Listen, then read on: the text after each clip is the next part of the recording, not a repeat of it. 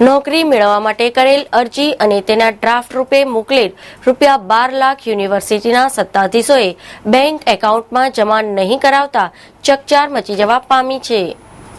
યુનિવર્સિટીમાં temporary teachers અને કાયમી ટીચર્સે નોકરી મેળવવા માટે કરેલી અરજી અને તે માટે ડ્રાફ્ટ રૂપે મોકલેલા ₹12 લાખની રકમ કેમ એકાઉન્ટ વિભાગના અધિકારીઓએ યુનિવર્સિટીના સત્તાધીશોએ આટલી મોટી રકમ બેંકમાં કેમ જમા ન કરાવી, ક્લાર્કની બેદરકારી ગણાવનાર યુનિવર્સિટીના સત્તાધીશો પણ ₹12 લાખના ડ્રાફ્ટ પ્રકરણમાં એટલા જ જવાબદાર હોવાનું યુનિવર્સિટીના શૈક્ષણિક આલમમાં ચર્ચાઈ રહ્યું છે।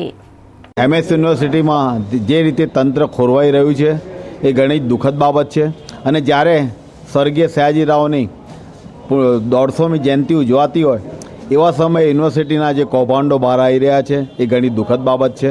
હાલમાં ₹12 લાખ રૂપિયાના ડ્રાફ્ટ જમા નહીં કરાવી જે નિષ્કાળજી યુનિવર્સિટીના તંત્રએ બતાવી છે એ ઘણી સરપજનક છે। 12 લાખ જેવા ડ્રાફ્ટ તમે મૂકી રાખો અને પછી એમ કહો કે ભાઈ બેંકની અંદર આ મોકલીશું, બેંક કેવી રીતે એક્સેપ્ટ કરવાની છે?